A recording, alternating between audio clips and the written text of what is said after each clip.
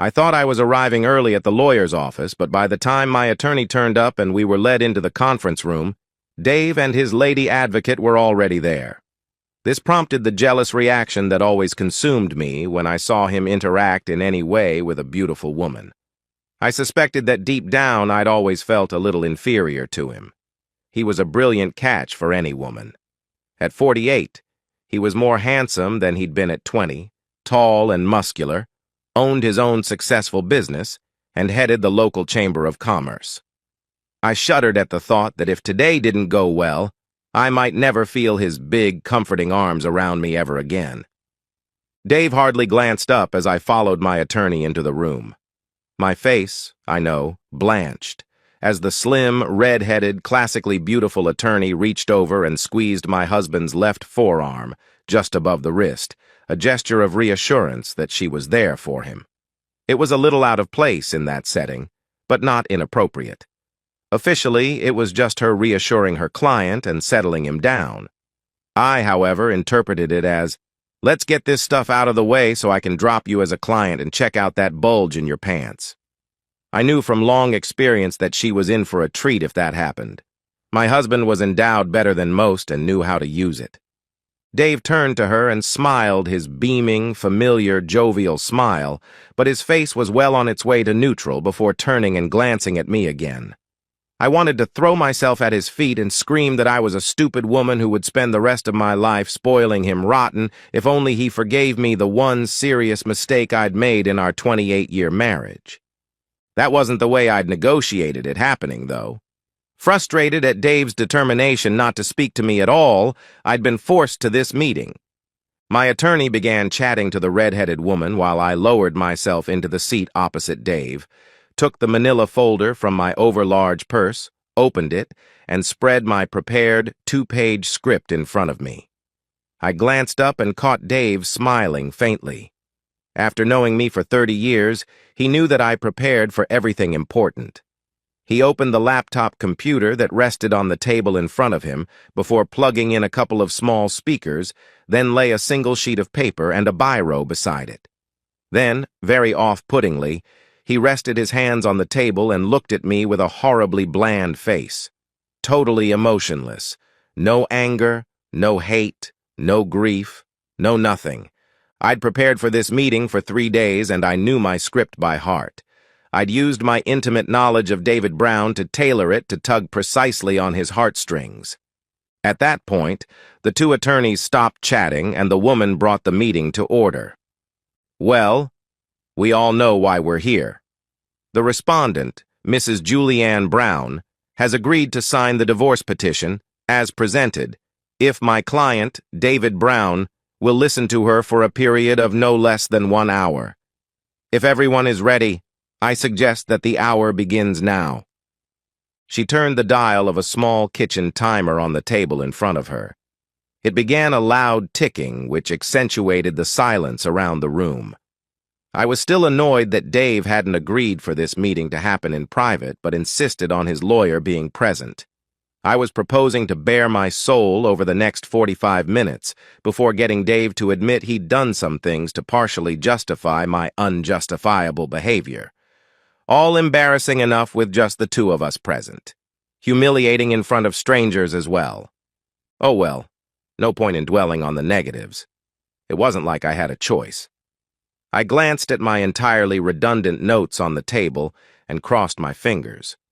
My friend Sonia had used my opening gambit to talk her husband into not throwing her out when he caught her cheating.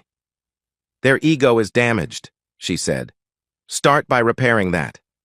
I cleared my throat. "Thanks for agreeing to see me today, Dave. I'd just like to say from the outset that I was wrong in what I did, and none of it was due to any failing on your part, but was all down to me being a self-centered, selfish woman."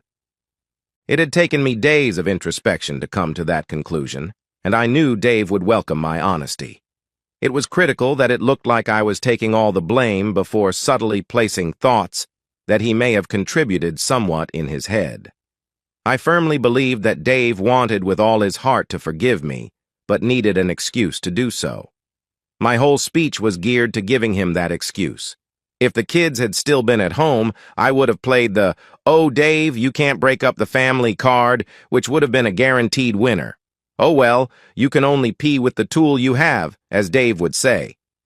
I glanced at his face to see how my speech was being received and was taken aback by his reaction. In the ticking silence of the room, Dave's expression was still neutral. He wasn't even looking at me. He just lifted the biro and put a tick beside the first sentence of his notes. That almost threw me off completely. With my opening words, I'd obviously said exactly what he'd expected me to say, and that shook my confidence. In my arrogance, I'd forgotten that not only did I tailor my argument based on 30 years of knowledge of him, but he'd spent those 30 years looking back at me. I'm not ashamed to say I was rattled, so much so that I kept entirely to my script. As I said, Dave, it was all down to me and some stupid, selfish choices I made. I was feeling lost with the kids gone and a little old, unattractive, and useless when I met Jason through my work on the church committee. He was subtle and was also obviously a master seducer. He knew exactly which buttons to press and when. He started off pretending he was just a friend, listening to all my problems after the church meetings. That was when you were away a lot last year. Then one day they kicked us out of the church straight after the meeting, so Jason suggested we go to a coffee shop and I stupidly agreed. It all seemed so harmless and he appeared to be a good friend, so I didn't realize that he was very skilled at getting under a woman's defenses. Well, coffee shops led to restaurants where he complained that his wife didn't understand him. I know that's an old cliché, but by then I trusted him. The restaurants became classier and classier, and the gifts he bought me were nicer and nicer. Oh, Dave, you have no idea how complimentary it is to have a guy 15 years your junior trying to woo you. You would have been proud of me, though. It was over 4 months ago that he asked me to sleep with him, and I turned him down. I know I should have refused to see him after that, once his intentions were clear and all. But by then, I'd become kind of dependent on the effect his compliments and attention had on my ego and confidence. I paused and sniffed at this point, rubbing my eyes with the finger I'd rubbed on the piece of onion in my pocket. It stung like hell, so much so that I dared not rub the other eye. One eye-streaming tear would have to be enough. I halted, restarted, stammered, and hesitated. Oh, darling, I'm so ashamed I didn't break it off with him. He took me to a restaurant and bought me a $300 bottle of Grange, even though he doesn't drink wine. Rather than waste it, I ended up drinking just about all of it. I'm pretty sure that's exactly what he wanted. I was too tiddly to resist him when we left the restaurant. He offered to drive me home, and I stupidly agreed. Once in our driveway, he leaned over and kissed me, and I was too drunk to stop him. You know how I get after a wine or two. Then he started rubbing. My logic was all screwed up at this point, and I remember just thinking I had to get him out of my driveway so the neighbors didn't see us. That's also the reason I opened the garage door and got him to park inside. I was taking a little bit of a punt, with my admission that even in the car, I thought Jason might be staying for a while and certainly didn't want the neighbors to see a strange car in the driveway the next morning. But it was all a calculated risk on my part. I knew enough about men in general to know being scolded is a severe blow to a man's ego, and I wanted Dave reassured no one else would ever know about it. Well, apart from the 2 lawyers, that is. Well, Jason got out of his car as the garage door was closing and began kissing me again. Like I said, I'd had most of a bottle of Grange and was ripe for the plucking. He grabbed my key and led me inside. I steered him into one of the spare bedrooms and, I'll be embarrassed about this till the day I die, let him have his way with me. I'm so sorry, Dave. My only saving grace is I was with it enough to make him wear a protection. After Jason finished, I think we both fell asleep. Me, because I was drunk, and him because he must have been exhausted after a 4 or 5 month chase. I do know that I wouldn't have done it if I wasn't drunk, and would have been mortified when I woke up, and I most definitely would have kicked him to the curb immediately. Instead, you came in. When you entered the room and turned the lights on, I'd never felt so ashamed in all my life. The look of pain on your face just killed me. I realized what damage I'd done to you and us with one simple lapse of judgment. With tears still trickling from one of them, I turned beseeching eyes toward my husband. After a lifetime together, I knew I could read his expression like an open book and would be able to judge how my plea was going. Wrong. His expression was still neutral. In fact, he wasn't even looking at me. Bizarrely, he was fiddling with the bloody laptop in front of him. I thought he was writing notes until he must have clicked on a link on his screen. A voice came from the speakers. My voice. "Ugh, don't kiss me, your breath reeks of beer." Followed by Jason's voice. "What about you, rotten grape breath?" "What?" "I had one lousy glass of the house white." The audio clip stopped, and a thunderous silence filled the room. I think that's what happened anyway. The roaring sound in my head drowned out everything else. Yes, I'd felt embarrassed and humiliated when Dave caught me that night with Jason, before hauling Jason upright by his hair and beating the hell out of his naked body. But that paled into insignificance compared to having been caught in a huge lie like I'd just been. It completely threw me. I'd been so confident my script would work. My eyes flitted around the room. Dave's jerk of a lawyer had a faint smile on her face. Mine looked slightly embarrassed. Dave was just looking at me expectantly, with that damn blank expression. Later, I would never understand why I didn't fully process what it all meant. What the hell? Dave had an audio recording of my time that night with Jason. In the heat of the moment, it never occurred to me to follow up the logic of that. Why did he have a recorder there unless he knew beforehand it might record something? What else had we said? All this went right over my head in the humiliation of being sprung so quickly, easily, and unemotionally. The silence dragged on uncomfortably long, and I looked at the cryptic shorthand of my notes and, stupidly in hindsight, plunged on with my prepared script. I clung to it the way a drowning man would cling to a scrap of flotsam. I started again. It was just the once. It would never have happened again, nothing like it. Please believe that. I just wasn't strong enough to resist him, but I wasn't out of control enough that I didn't make him use protection or allow him to take me on our bed. He wanted to, you know, but I would never do that, no matter how drunk I was. You saw us, right? We were in Karen's old room. Dave just looked at me sadly, and I didn't know what was worse, his sad face or the emotionless one. He shook his head, then turned to face his computer.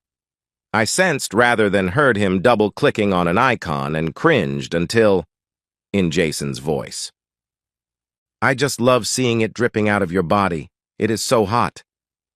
Then, as soon as that finished, another double-click. Again, Jason's voice.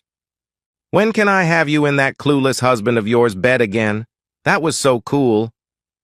This time, Dave clicked and cut the clip off short, then just looked at me. Silently. Accusingly.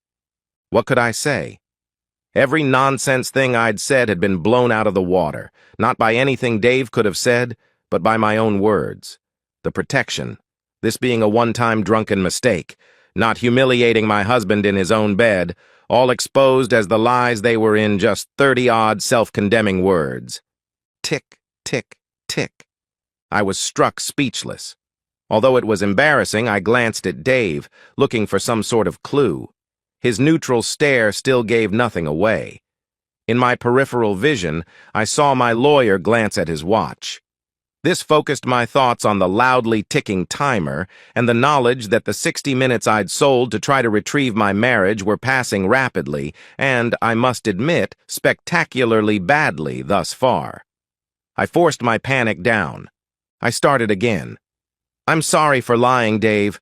About that being the first time, I mean. I just didn't want to hurt you any more than I had already. I thought if I could convince you it was only the one time, and it was for the reason I said, you wouldn't be so hurt." I stumbled back to silence. Did I now confess I'd been seeing Jason several times a week for over half a year? The trouble was, I didn't know what Dave did, and didn't know. He knew from the recorded conversations that the night he walked in on Jason and I wasn't our first and only time, But how much more did he know? The fact that he'd hidden a recorder where I usually did the deed with Jason suggested he suspected at least one other time. I just didn't know. I did know, however, that if I was caught in one more lie, it was all over. Oh well, Julianne, old girl, time to be vague, avoid details, and stick to facts. The truth is, Jason did seduce me, and it did take a while. He has a thing for older women, and it's very true that a woman my age gets a huge ego boost being pursued by a man almost the age of her children, and I just wasn't strong enough to resist. I admit. I was weak and needy. I considered telling him that I'd only ever used the master bed once, and that was the first time. It would be a lie, but one that would paint me in a far better light than I currently was. I kept coming back to the fact that I hadn't a clue how long Dave had known about my extramarital activities. I decided to remain silent on the issue. Tick, tick, tick. I couldn't remain silent on all the issues, though. I had a shortened amount of time to turn this disastrous situation around. With no clue what to do, I glanced at my notes. Discarding the first few points after where I'd been hijacked, I focused on a couple of words I'd highlighted with capitals. I started again. I never stopped loving or respecting you, though, Dave. I never gave you any less love than I always have. Jason was just an extra dimension to my life that took nothing away from you. Just the overflow, if I can describe it that way. When I paused, Dave looked back at the screen of his laptop. He frowned. He seemed to be having trouble finding something, and for a brief second or so, his expression changed from neutral to confused, but then he relaxed again. After hearing the recording, an extension of the soundtrack he'd paused before, I realized his frown signified he'd been looking for an icon on the screen before realizing it was one of the already opened files. I wished he hadn't made the realization. He obviously restarted from the beginning of the clip. I listened again to Jason's question about screwing me in the marital bed. Same as the first time, I cringed. And again, my own words condemned me. I told you before. Never again. Not after the last time when Dave came out of the shower that night and stood on a big blob of fluids that must have leaked out of my body onto the carpet. I could smell it from where I was. Thank God, Dave swallowed my story that I'd sneezed and it was snot. I sunk lower in my seat, knowing what words were coming next. At the time I spoke to them, I felt smug. That was no longer the case. Me offering to clean it off his foot, then giving him a quickie distracted him, though. You got to admit, baby doll, your husband does sound like a clueless husband sometimes. How he got away with it that time he came home early and I had to hide in the cupboard. What a jerk. Yes, but he's my jerk. When we first started our thing here, I thought it was cute that he trusted me so much that he never saw even the most obvious of clues. Now, though, I agree with you. He's just a clueless schmuck. I sometimes wonder if you and I could go right here while he was in our room and see if he noticed. The sneer I heard in my voice, as much as the actual words, made me realize I was flogging a dead horse here. With those words and tone, I couldn't even convince myself I still loved and respected my husband, never mind him. Once again, I was thrown into a flat spin of confusion. Before this meeting, I'd convinced myself I still loved and respected Dave. But after what I'd done and said, how was that possible? Tick, tick, tick. In the ticking, loaded silence after the latest nail in my coffin, Dave turned to look at me. I couldn't face him, so I turned to his lawyer. She had such a look of contempt on her face that I actually flinched. If I had any doubts that Dave was more than just another client to her, they were blown apart by the emotion in that expression. I averted my gaze from her as well, which left me looking at my lawyer. He wasn't quite quick enough to mask his look of contempt either. Here I was, in a room, fighting for my future, surrounded by people who thought I was something they'd stepped into at the dog park, and one of those was supposed to be on my side. My confidence evaporated like dew under the midday sun. My self-respect wasn't far behind. That is, maybe, why I looked at my notes again and decided to go on the offensive. I started again. You have to admit, Dave, that over the last half year or so, you've been paying me less and less attention, taking me for granted, going out of town on business more often, and, dare I say it, drifting away from me. All this was at the exact time the kids left home, and I started feeling lost. You were never there when I needed you. You weren't there telling me I wasn't as old and unattractive as I was feeling. You weren't there reassuring me when I needed it most. I paused, and Dave's eyes went back to his damned screen. Once again his fingers danced and I cringed. This file he selected opened with Jason speaking. I recognized it as being just after our second round on that horrible night, not long before Dave sprung us. Sorry about that, doll, but we haven't been together for nearly 2 weeks. Oh, you know I like it rough, I argued in the clip. No, seriously, 2 weeks is too long. Can't we see each other more often? Oh, stop whining. It's been 2 weeks for me as well, and I have needs too, especially as you asked me to cut down on Dave's rations. He had a 3-day trip planned last week, and we could have snuck away somewhere, but that got canceled at the last minute. You're only getting some tonight because of an urgent meeting he had to go to. I wish he would go out of town more as well, darling, believe me. Well, I want more, said a petulant Jason. You'll get what I choose to give you. Again, the clip was terminated. Ashamedly, I looked down at the table to avoid what I knew would be 3 condemning stares, and remembered my state of mind at the time of that last conversation. The truth was that the novelty of having a lover, even one as young and energetic as Jason, had begun to pall. Jason's and my actions in betraying my husband were causing me to lose respect for Dave, and that, if nothing else, was starting to hurt my conscience. The loss of respect, more than anything, I think, was the cause of my pulling away from my husband emotionally. Even as I'd prepared for this meeting, fully intending to accuse him of pulling away from me, I'd realized it was hokum. To allow myself to keep betraying him, I'd been emotionally divorcing Dave. Cutting him off in bed had been an easy decision simply because Dave's loving caresses were so different from Jason's impatience that it was impossible to confuse the two. That reinforced to me that what I was doing was very, very wrong, so I'd started turning my husband's advances down. He'd pushed for a while, then stopped. All of a sudden, I comprehended what should have been screaming for my attention months ago.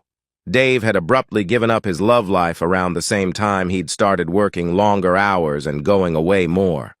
I'd thought at the time he was emotionally distancing himself from me as well. I closed my eyes, now thoroughly confused as to who was distancing themselves from who. And then it clicked. Dave must have known for a while. That's why he knew to secrete a recorder in Karen's room. Hell, my whole approach to this meeting had been to minimize my crime, heal Dave's wounded pride, eat some humble pie, all to get the life and future back that I so desperately wanted. I thought I was assuaging a recently wounded bull. But if I was right about him knowing for at least 2 weeks before he confronted me, then he was way more devious than I thought possible, and I was wasting my time appealing to his emotions. Tick, tick, tick. In summary, I didn't have a clue what to do. I'm much better when I plan than when I ad-lib, hence the 2 pages of notes. But I had to do something. Time was running out. The ticking clock reinforced that. In desperation, I picked up my notes and looked for hope. The pounding in my head made absorption of the words a very slow process. Nothing leapt out. Then I realized that the notes were a distraction as the game had changed so much. If Dave had known I was stepping out for a while, what was his state of mind? He'd be hurt at my betrayal, of course, but mainly he'd be worried about my motivation. Was I not satisfied by the quantity and quality of his lovemaking? Did I find him boring and want to explore my kinky side? Did I love Jason? Was I planning to run away with him? These fears and doubts I could fix. I risked looking up into those expressionless eyes, wondering if I should take a punt and risk telling more lies. If only I could remember what else Jason and I had talked about that fateful night. If only I could be sure that was the only night David had recordings of. Surely the sequence must have been suspect, set up recorders, confront. He couldn't have been sure for long. He just wasn't that good an actor. I wanted desperately to convince him of the truth. I did still love and respect him. My desperation to not have him leave me proved that, far above my fear of losing my very comfortable lifestyle. But how to convince him I still respected him after we'd all heard me calling him a jerk in front of my lover? Where was the value in trying to justify denigrating him to my lover as a soapy to my conscience and to create a shared bond between Jason and me? None that I could see. The same went for still loving him. If I'd caught him messing around on me, wild horses wouldn't have managed to drag a conclusion that I thought he still loved me out of me. So, convincing him I still loved and respected him would have to come with time. Time bought by persuading him to not insist I sign the divorce papers. But how many ticks of that damn timer did I have left to convince him of that? One thing was for sure, my next few sentences had to score points. Lots of points. I steeled myself and looked across the table at Dave. I started again. I know it seems I lost my love and respect for you, Dave, but I assure you, I never did. I love you and our life together. I want to end my days with you, and only you. Having a glimpse of what life is like without you, and the memory of the shame I felt when you caught me, will keep me on the straight and narrow for the rest of my life, of which you can be assured. Jason was a distraction, a bit of a sugar hit when I was craving an ego boost. I didn't love him, and was certainly never going to run away with him. Yes, it was wrong. Very wrong. Especially acceding to his suggestion that you and I make love less. I really don't know why I went along with that, especially after I'd managed to convince myself that I was just giving him the excess that you couldn't handle. He didn't have any more stamina in bed than you did at his age, and he was far less skilled and considerate. I wasn't motivated by anything but lust and selfishness. It was an ego trip. Yes, it was nice to be messed to exhaustion by someone before my body lost interest in intimacy, but it was totally unemotional. It wasn't as if I did all the kinky stuff with him I'd been denying you all these years. I stopped when, without breaking eye contact with me, Dave's fingers hit a button they must have been hovering over in anticipation. Once again, my voice filled the room, louder than life. "That's it, lover. Stick that plastic object in my body. I'm almost there." They do say time slows down for those near death. The demise of a marriage must be like that as well, because I saw everyone else in slow-mo even though I was at normal speed.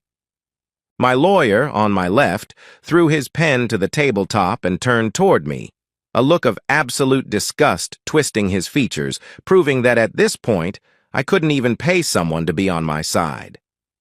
Dave's lawyer leaned to the side so as to see the laptop screen better.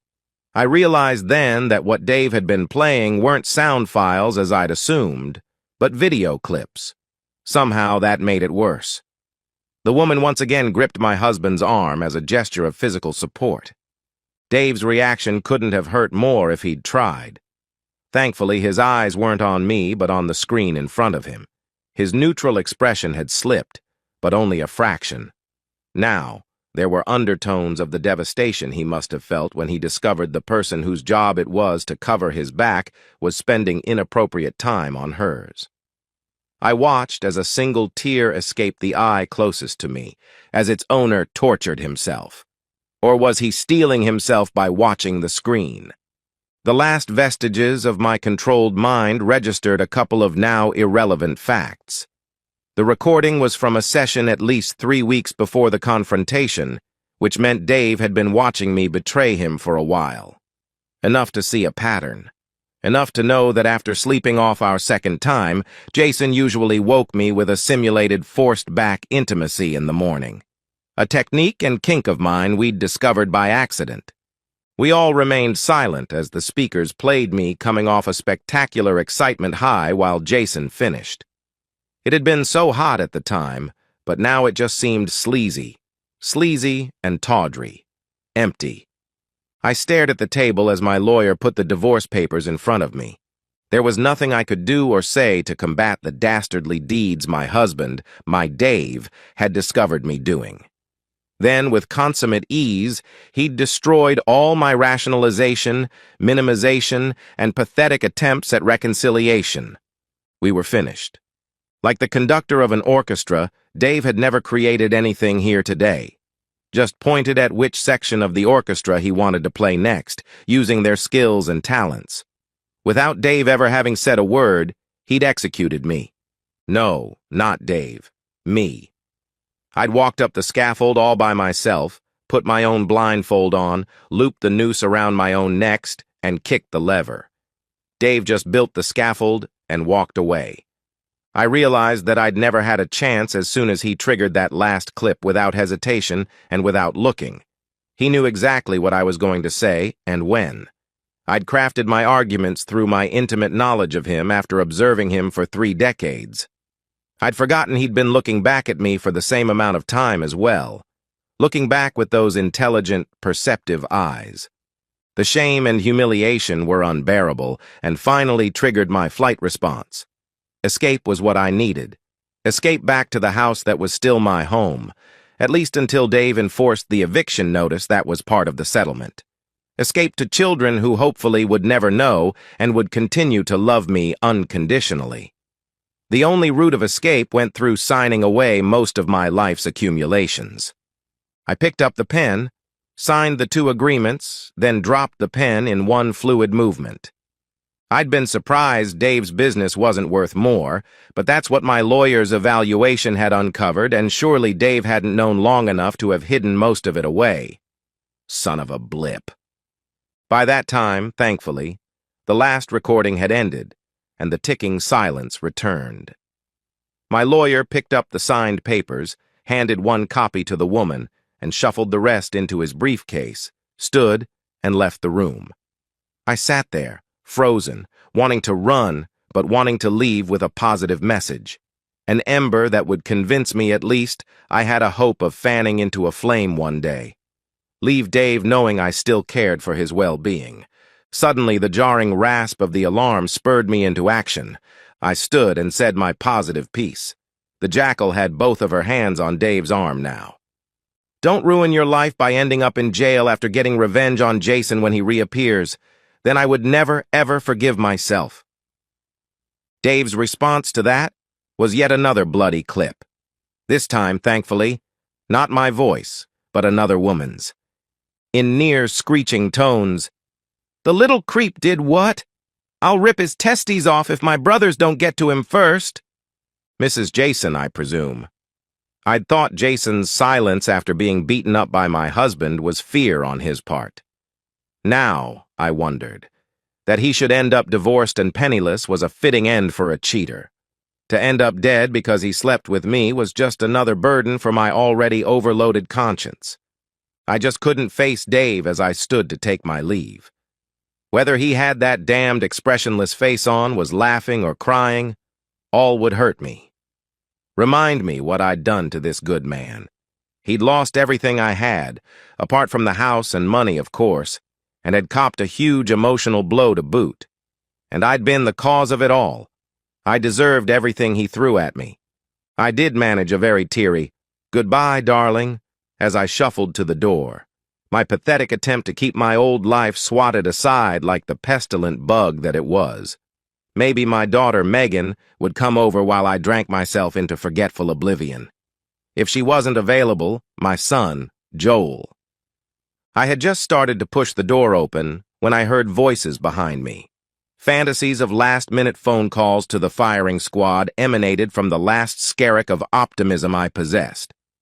But it wasn't a normal speaking voice. It was another damned recording. An obviously emotional young male voice said, "Mom did what? The cheating woman."